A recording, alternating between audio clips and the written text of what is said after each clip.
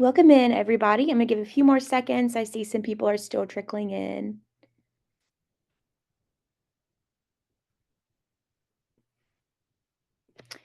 All right. So we got a lot to cover today, so we'll go ahead and get started. It is recording, just so you know. Welcome to this afternoon's panel, Addressing Mental Health Challenges in Today's College Students. I'm honored to be the moderator. My name is Ashley Broadwater. I use she, her pronouns. I am a freelance journalist. I like to write about intuitive eating and health at every size and anti-fat bias and mental health and a lot of topics for different publications like HuffPost, Pop Sugar, Well and Good, Men's Health, Yahoo. And I'm also in my second year of graduate school to become a clinical mental health counselor. And I currently live in Raleigh, North Carolina. We have four amazing panelists on today, Rebecca Brum, Carrie Grabaskis, Carly Hines, and Eric Wood. And I'm going to let them introduce themselves in that order. So we'll start with Rebecca, then Carrie, Carly, and Eric. Thank you so much. It's great to be here. My name is Rebecca Brum. I am an LPC by trade, and I'm the Chief Clinical Officer at Within Health. I have an extensive career in eating disorder work. I am the creator and author of Parenting Through Eating Disorders, and probably my most tried and true expertise comes to you today from being the parent to two college-age boys. Hi, I'm Carrie. Oh, sorry. I'm Carrie Grabaskis. I'm a licensed professional clinical counselor, certified eating disorder specialist. I currently work at Stanford University as a complex clinical care manager and eating disorder specialist in our counseling and psychological services. I've been in the field for about 13 years, have worked at a variety of levels of care, everything from inpatient down to outpatient. I also currently have the opportunity to teach our trainees and staff at Stanford on how to assess and treat eating disorders. So I get the opportunity to work with some postdocs, interns, as well as some of our residents as well. And then I also on the side own a private practice in California called the Grace Collective, where we have a few providers that mostly specialize in treating eating disorders, mood disorders, anxiety, and trauma, and excited to be here today. Hi, everyone. I'm Carly Hines. I use she, her pronouns. I'm a registered dietitian and owner of Nutrition Rewritten, which is a nutrition therapy practice based in West Los Angeles, California. I also serve as the director of nutrition for Camden Center and played a really foundational role in developing an eating disorder program there called the Whole Person Wellness Program. Similarly, I have over 12 years in the field, and I've held lead dietetic positions in various treatment environments across the continuum of care. My approach to nutrition therapy really appreciates the nuances and complexities of our lived experience, and in my practice, really prioritize body safety, autonomy, and attunement. I really support individuals to come into connection with all parts of themselves as they define their own versions of healing and wellness. And I'm passionate about increasing accessibility and collectivism and the quality of eating disorder care. All right. Hey, yeah, I'm Eric. I'm a licensed professional counselor and a psychologist, both in Texas Christian University. So I'm the director of the counseling center here. I've been here since 2007. Oh my gosh. I'm also on the board of the National Association of Counseling Center Directors. I was the president of the past state association. My claim to fame is that we do a lot of work in terms of a model of counseling centers and working with treatment centers on campus. And we've gotten a lot of attention from the government, whether it be in Austin, in Texas, or even DC. And then also Forbes, Forbes.com did a column last month. I think we launched it on college mental health and emerging adulthood. So every Friday, there's a piece from Forbes dedicated on this topic. And so get the honor to be the columnist for that. And so happy to be here. Awesome. Thank you all for sharing. Let's dive into the questions. So this first one will be for Rebecca, Eric, and Carrie. From your perspectives as leaders in mental health support, what do you believe are the primary factors contributing to the mental health concerns among college students today?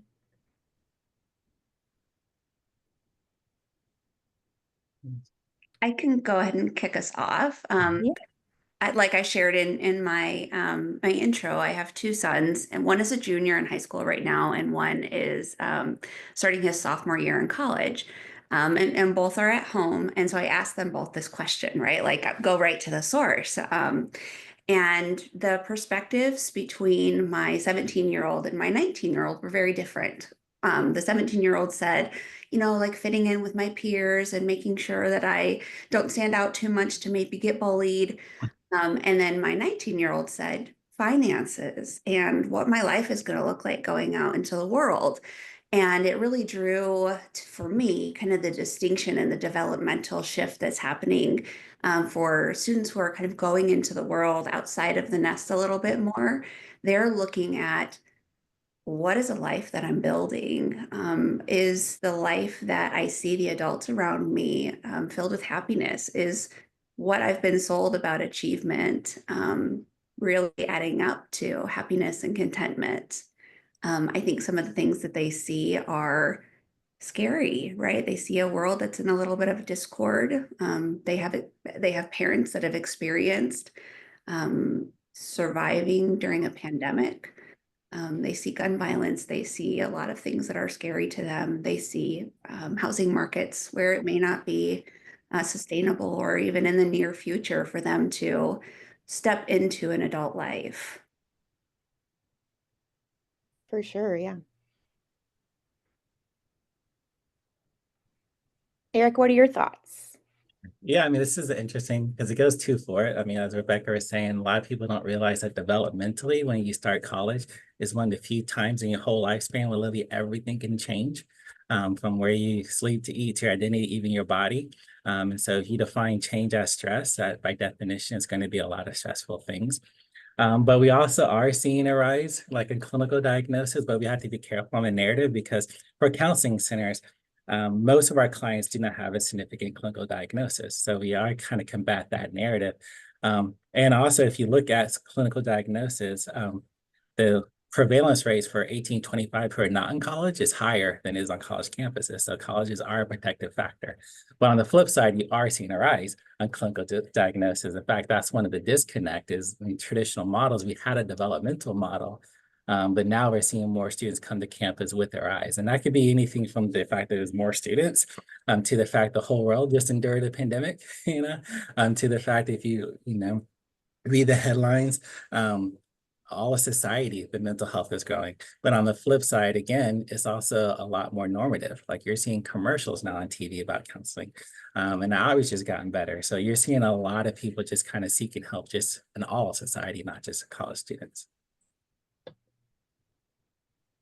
Yeah, I would say from my perspective too, definitely the transition into college and it being such a change, but then also there's sometimes some really hard living situations that individuals come from. We have a lot of international students that we work with too. So this is sometimes genuinely the first time that they can address mental health without fear of being persecuted for it.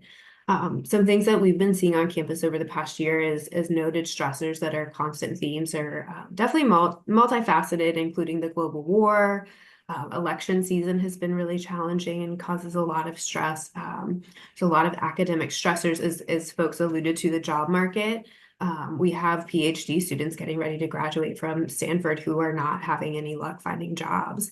I think increased access to care can also kind of rise the, we try to make it very accessible for students. So with that, I think you get increasing mental health concerns. And I do think, and this has been touched on some, is it that we're seeing a rise? I think, yes, that's true. But then I think we're also seeing decreased stigmas, which is probably part of this has always been there. We're just accounting for it more now. Yeah, I would add to that, Carrie, and to Eric's point as well. It's encouraging to see this generation be so much more willing to talk about their mental well-being and challenges to that, and to have openness to seeking resources to find a better place to operate from. Yeah, I agree. I'm glad that the stigma is lessening, for sure. And I think you all made a great point about all the external factors that are going on right now affecting people's mental health. And I know that one of them that happens with school is academic pressure. So that kind of leads to the next question. How does academic pressure specifically impact the mental well-being of students, and what strategies have proven effective in helping students manage this stress while also managing their academics?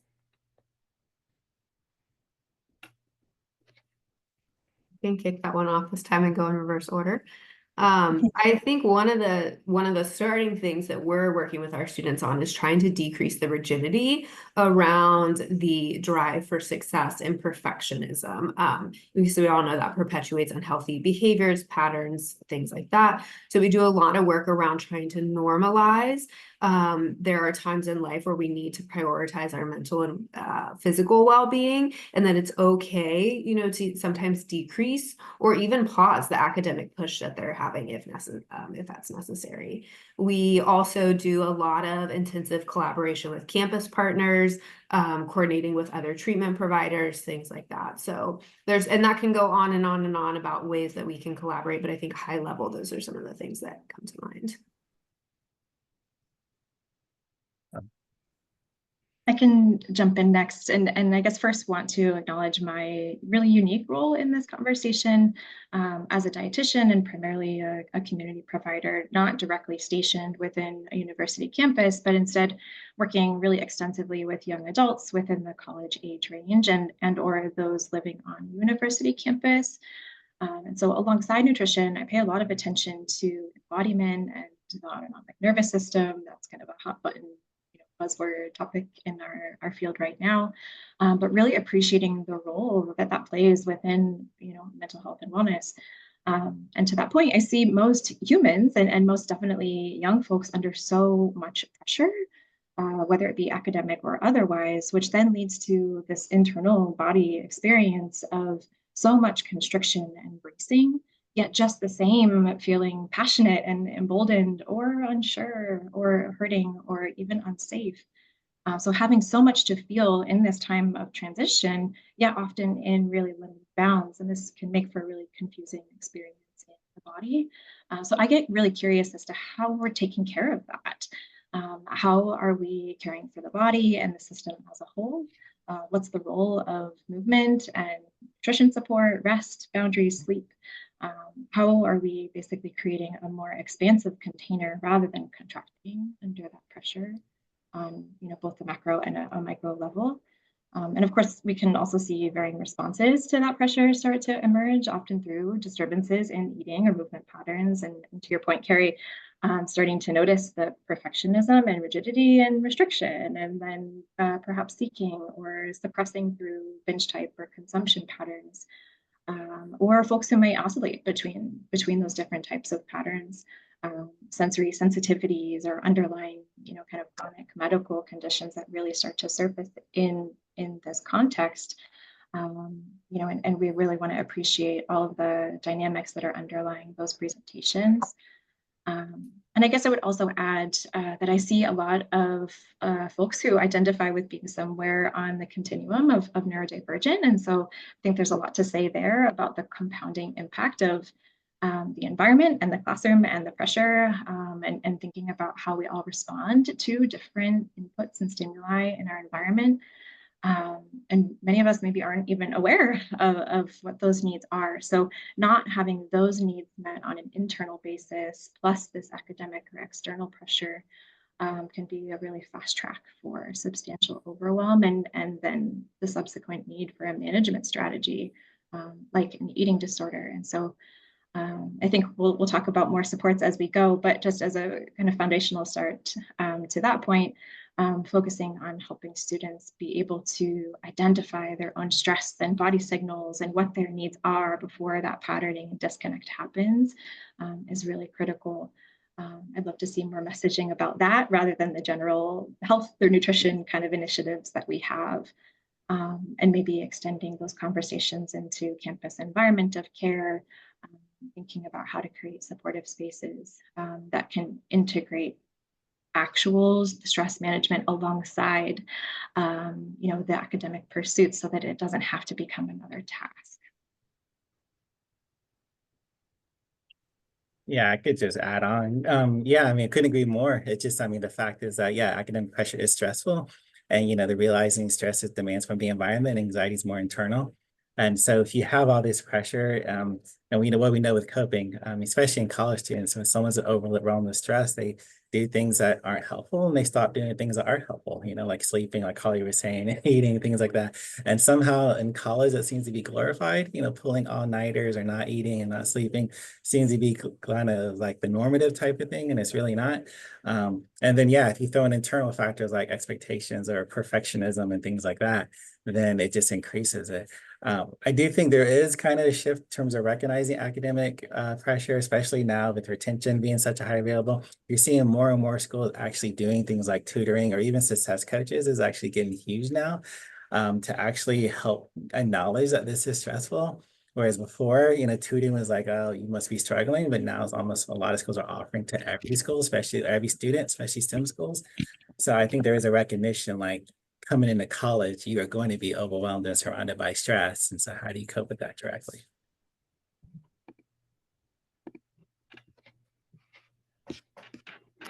Yeah, so kind of on the note of what y'all are talking about, what role do you think university counseling services and external organizations like within health do play in offering support for these students and the right type of support? Or are you seeing gaps? What are some of the gaps and how would you recommend addressing them?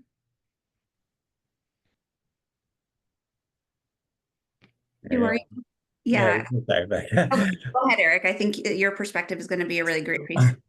yeah, in terms of counseling center, I mean, there's a lot of externalizations, but this is kind of our bread and butter. It's just like, if you think about the way traditional counseling models will work, I mean, most counseling centers were not designed to treat high mental health needs. We just weren't.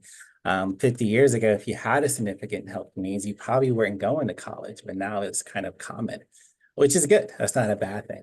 But we have to realize, because a lot of people just have expectations at the counseling center, we can treat whatever walks through the door. And one, that's unethical for any provider to say that, and even hospitals prefer.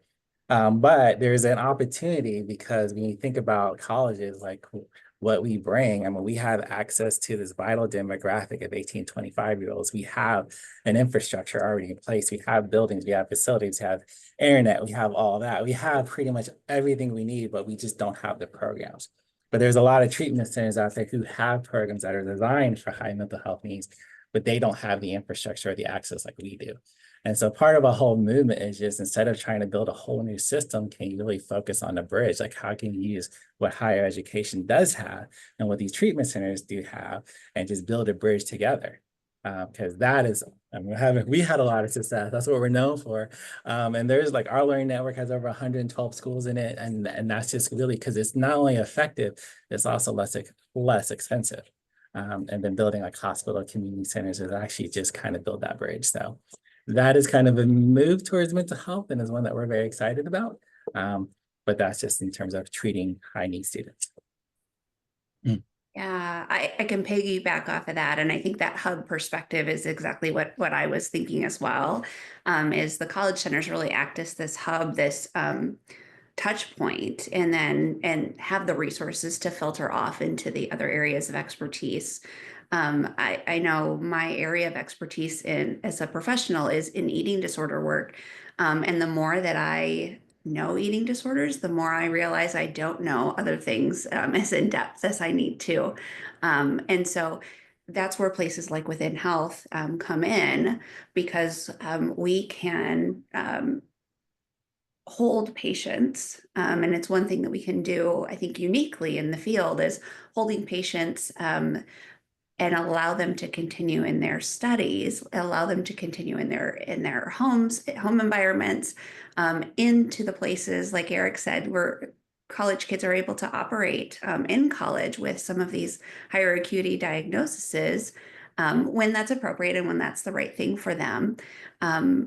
And we really want to be able to tap into that, because people recover toward lives of recovery, not away from eating disorder diagnoses.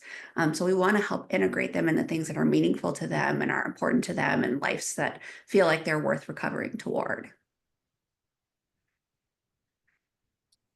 Yeah, I definitely agree with all of that. And I think another thing that we do at our counseling center is a lot of education and connection and communication with other campus partners.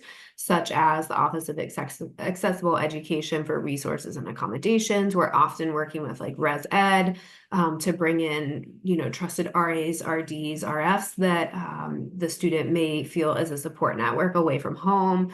Sometimes our Dean of Students office is getting involved to say, hey, how can we support you in getting the higher level of care that you need and still keeping your space at Stanford here, you don't lose your spot. We do a lot of work with financial aid. That's a huge barrier that we see to accessing treatment. So our university center is constantly communicating with financial aid office too. So there's a lot of, in addition to all of our collaboration to outside providers, hospitals, higher level of care, we're doing a lot of that on campus. I would say a consistent gap that we're seeing, and a really, I think, pivotal point in someone's determination of success is when they're stepping out of the higher level of care, inpatient, whatever that might be, and coming back to campus. I think we as a field often talk about the importance of communication and collaboration, but a lot of times that doesn't really happen. And there isn't always the follow through. And I think that can be such a pivotal point in helping someone be able to take what they've learned in their higher level of care and then bring us in at the University Counseling Center to be able to help set them up for success, whether it is a reduced course load or accommodations or financial aid to be able to continue getting the treatment that they need. And so that's sadly a big gap that I see happen a lot.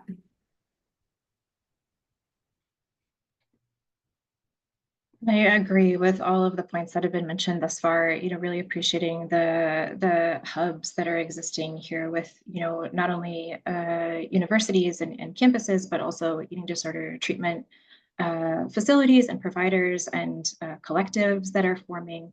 And there's so much passion in both places. And I think there's something to be said for combining forces, with passion for mental health and advocacy that's kind of inherent to the work, I think, of an eating disorder provider, or at least my own.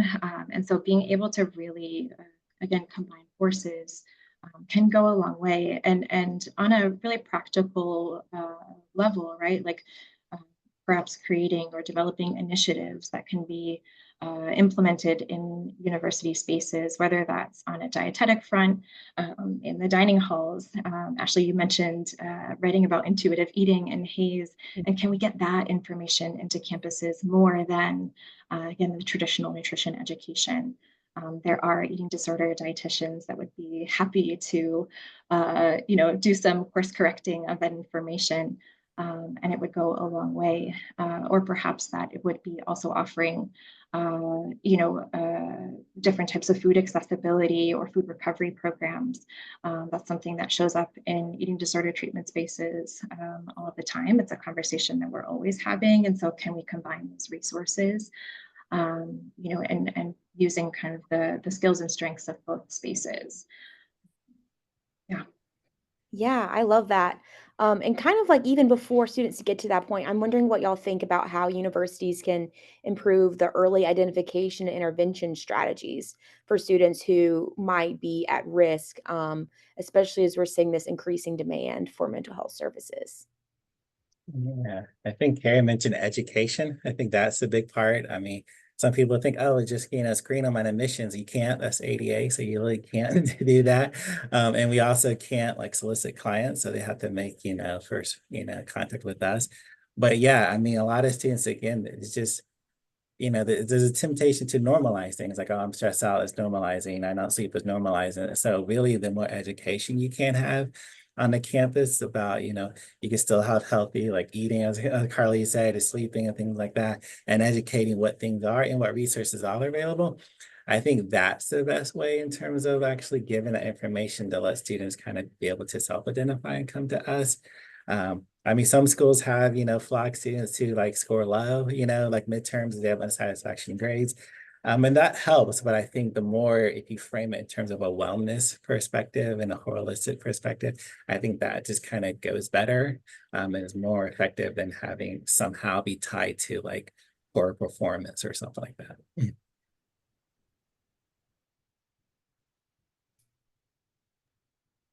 I think that this is definitely a whole campus concern and being mindful of, I think early identification and prevention are really important, as well as addressing, moderate to acute mental health needs, as we are seeing increase more and more. And I definitely second what Eric said earlier about there is this idea that university counseling centers can treat everything. And while we do want to be accessible and help, we refer out all of the time. And so sadly, there are times where the licensed, like mental health professionals, our doctors, were so focused on supporting those acute on-call needs, those really at-risk students, that while we do try to create time for outreach and prevention, and we have that isn't typically the primary goal or the primary focus of our roles as much as we would like to be able to. And so I think the culture on campus does play such a huge role for early identification, intervention, and other peer resources that I think have been alluded to, such as like peer counseling coaches. We have well-being coaches that talk about different strategies, everything from eating issues to just overall well-being, and they have different niches, definitely normalizing things like academic supports, tutors, all of those things too, I think make a really big difference.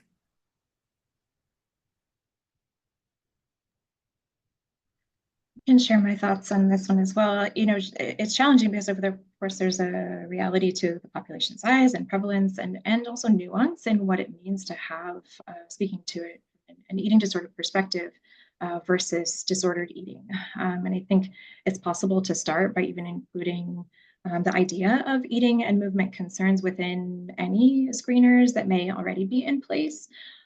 Appreciating that we can't, kind of screen everyone or go out and ask or solicit, clients that way or support that way. But also potentially asking in other ways, right? If individuals would like to have a consult with a dietitian, or do they feel they need more nutrition support or resources? Is there a body image concern?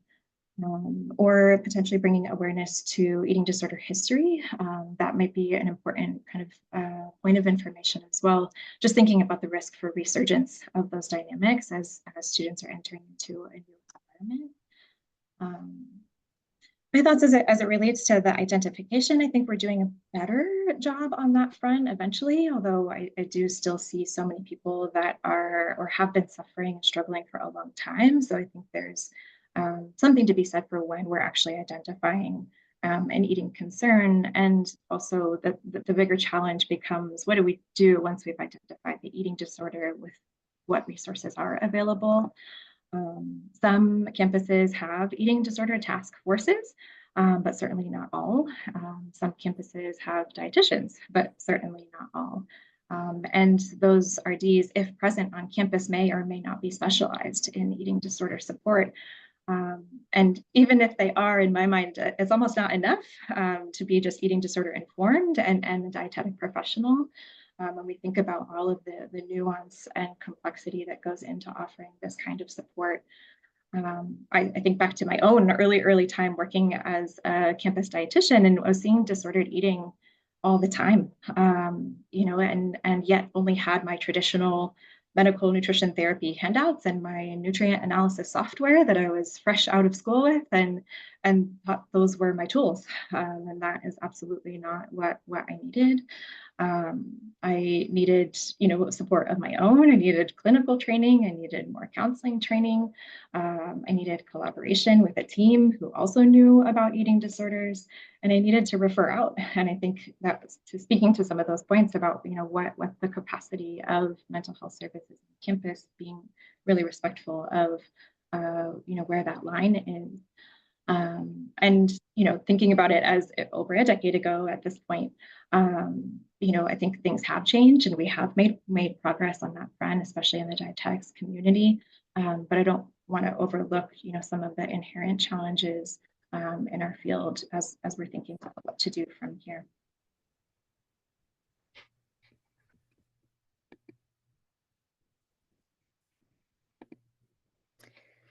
All right. So kind of on the note of acute mental health, we were talking a little bit about that. When students are in acute mental health crises, what are some of the best practices that you've seen in terms of immediate response and long-term care? And how do you think schools can better prepare for those situations? I can start with this. I think there's a movement in a lot of schools to have like dedicated crisis services, because that's been one of the capacity kind of fill or barriers, is that you have students who come in with just unscheduled appointments, and that's been a factor. It's been really hard. And so if someone comes in unscheduled, we try to fit them in. Or if you have a counselor who's doing the on-call crisis counselor, they may do it once a week. So if someone needs a follow-up, guess what? They have to wait a week for that person's on call again. And there's this awareness that that is not the best way.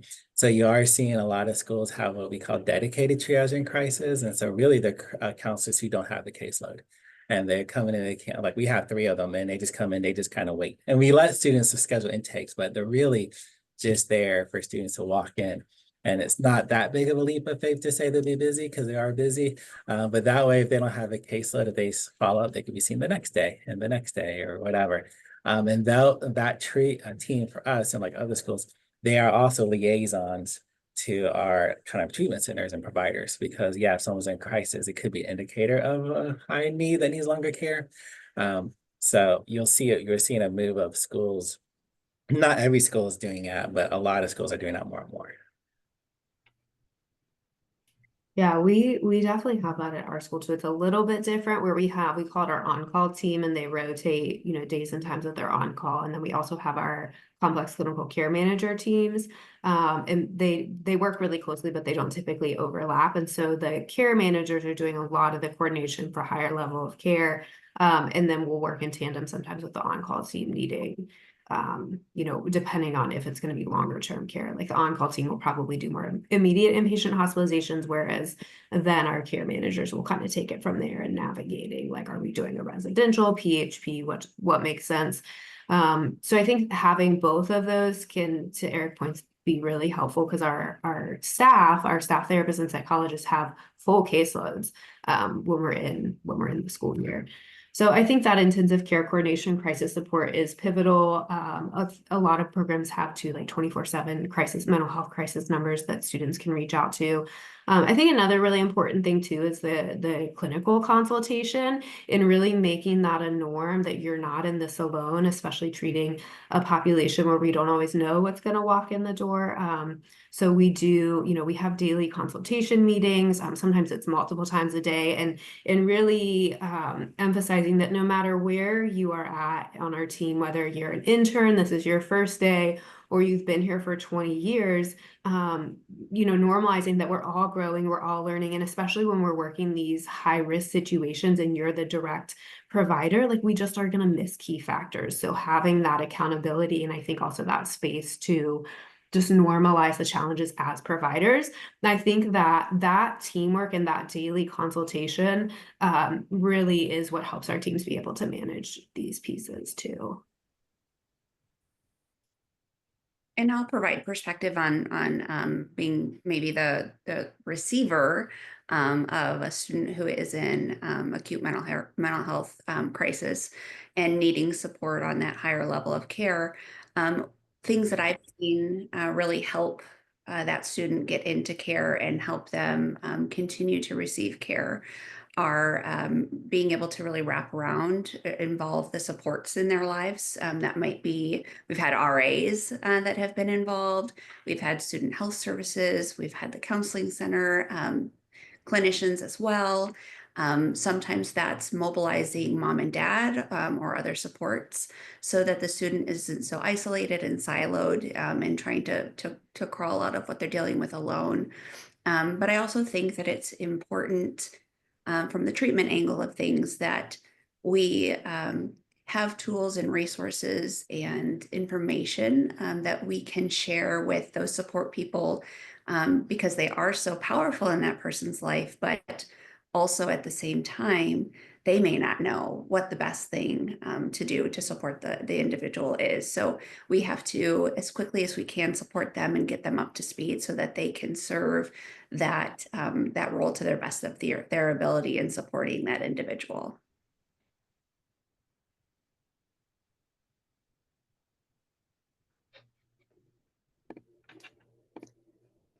All right. I know we have a couple Q&A questions, but let's go ahead and do our concluding question for the panelists. What are the most important steps educational institutions can take to enhance mental health support for students starting today? What are actionable insights that attendees can take back to their campuses?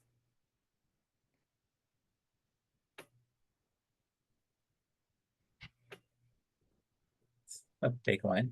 I guess I'll start. I mean, the main thing we are saying is this collaboration. I think there's been an awareness that counseling centers can't do it alone. And I think most people realize that that's not a criticism. I mean, you're dealing, sometimes the communities that have literally 50,000 students and you're having like a small treatment center for that 50,000. So the expectation shouldn't be the counseling center should be able to do anything, or that whatever walks in the door is something the counseling center can do. But there's a lot more that can be done if there's collaboration. There is a lot of resources on campus, as Carrie said, when you collaborate with our campus partners. There are a lot of resources in the community, whether it be community providers, even virtual resources like this one, that are available. So I think the theme is just breaking down the silos, not just within the department, but as a university as a whole, of collaborating within the community is kind of a big theme, I would guess.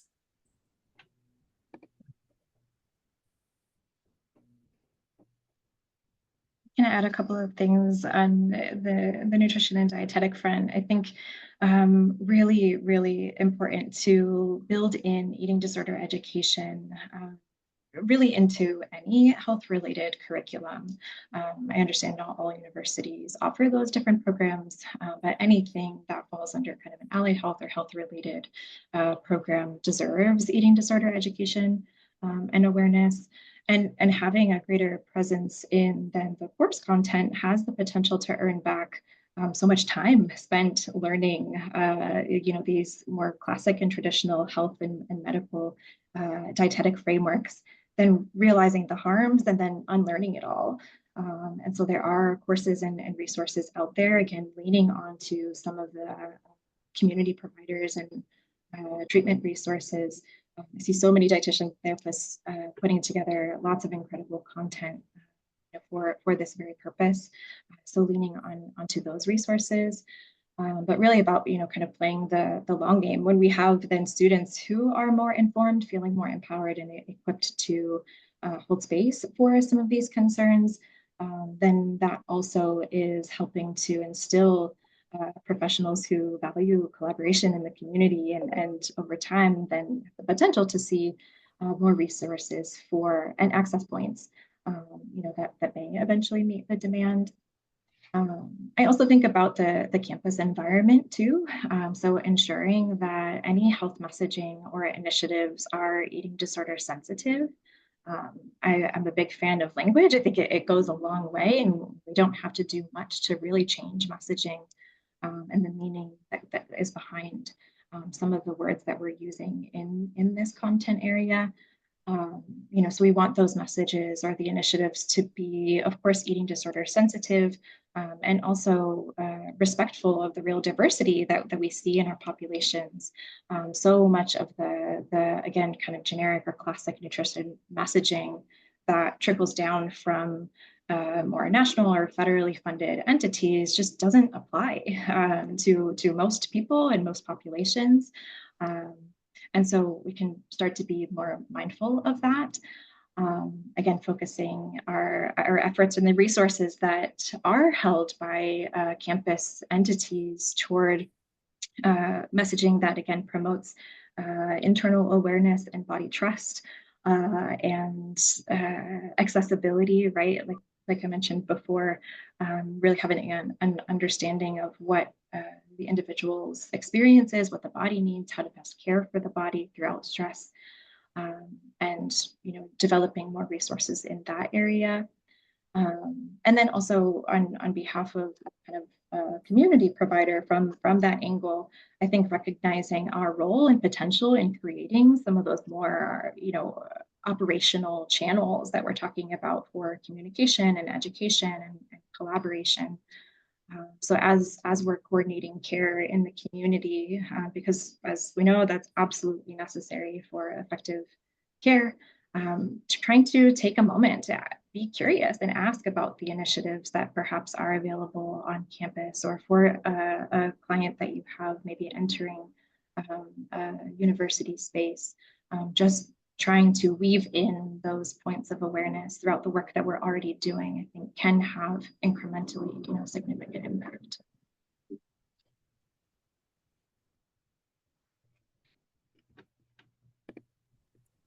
I think I kind of see this twofold. Like, I think for campuses, a lot of the things that have already been touched on are definitely the importance of collaboration, collaborating with campus partners and developing those relationships outside of a crisis, or, an actual situation that you're managing, where you're building those relationships with student leaders, with other staff, with professors, with your campus partners. And I think just working to really continue to normalize mental health needs, challenges without stigmatizing. There's a lot of education that we're doing, both to students who this is their first time in navigating this much on their own. So a lot of it is teaching, what does it mean? What is IOP? How do you check your insurance benefits? What does it mean that you have a copay? So a lot of it's educating, and then doing a lot of education too with the campus partners around just stigmas and diagnoses and things like that. And I think that investing in resources I know Carly's mentioned too, some campuses don't even have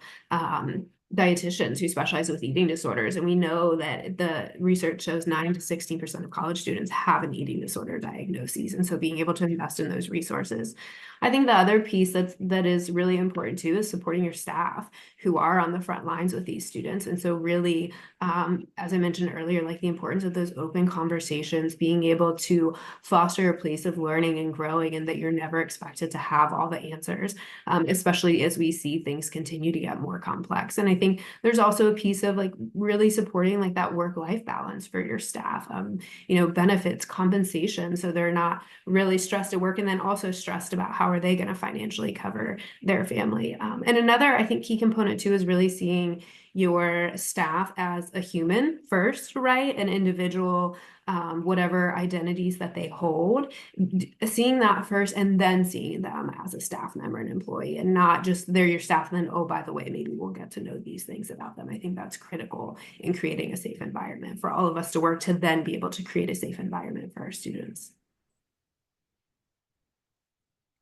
Yeah, I feel like my emphasis can be put on what my colleagues have said today. It's really, really encouraging as a parent myself, as a parent advocate, and as a mental health professional to hear the emphasis on balance and not so much pressure on the student, and helping them to look for ways to have an integrated life that helps them find fulfillment, and doing that not only for the student, but also practicing that within your individual professionals and your centers as well.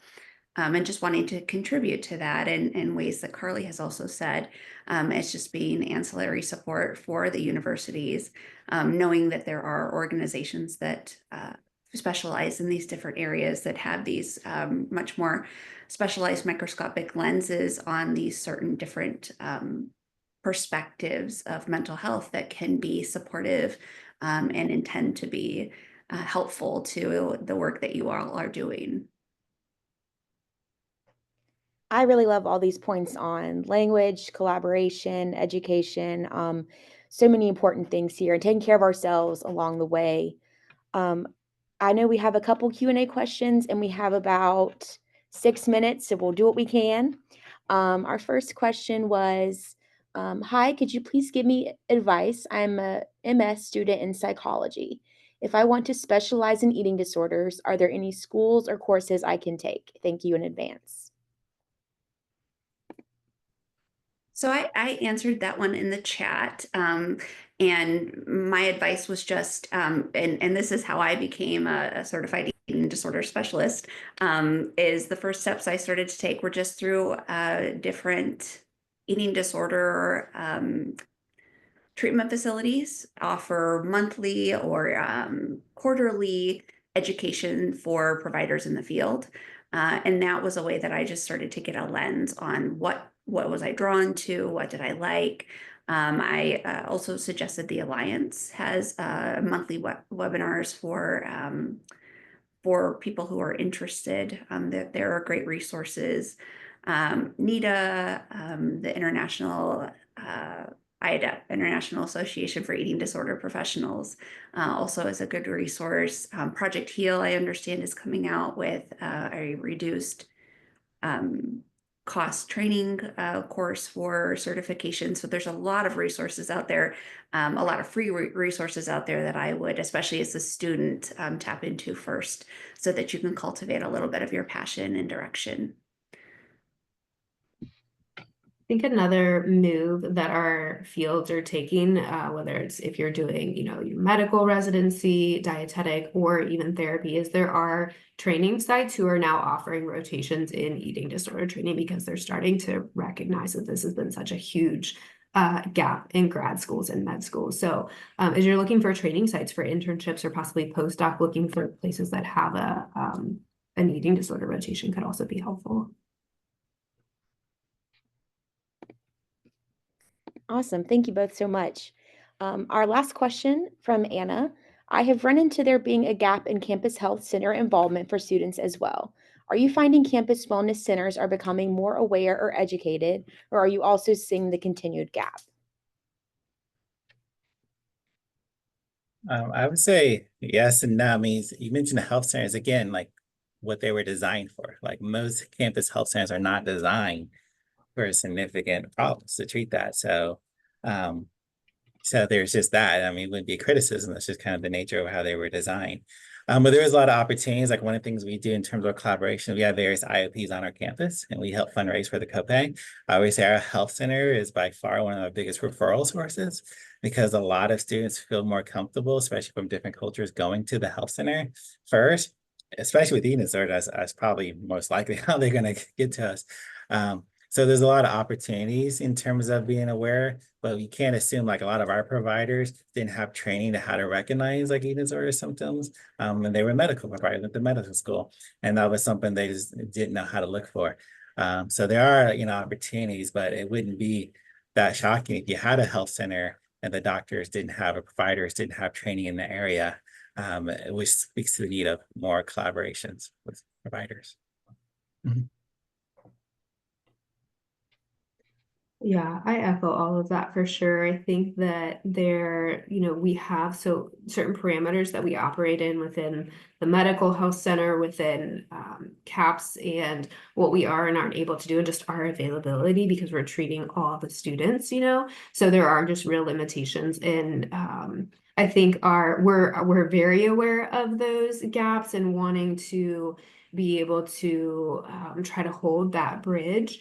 And so continuing to, yes, increase our education, awareness, referrals, all of those things. So I think it's multifaceted on their staff can feel really discouraged at time that they can't meet the need.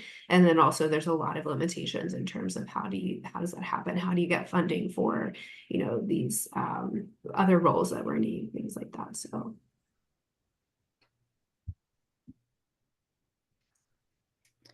All right, we're at time. I want to give a huge thank you to our panelists who shared such great insights, as well as to all of our attendees who came. Thank you for caring about this issue and for joining us today. If you'd like to watch this again, if you missed anything, the recording will be available for you. And we also encourage you to check out Within's website and social media. If you liked this panel and you want more, there's all kinds of more panels being happening this week from similar topics to different topics on eating disorders, social media, looking at eating disorders through a BIPOC lens, weight stigma, all kinds of good stuff. So we hope to see you there. Thanks again, everybody.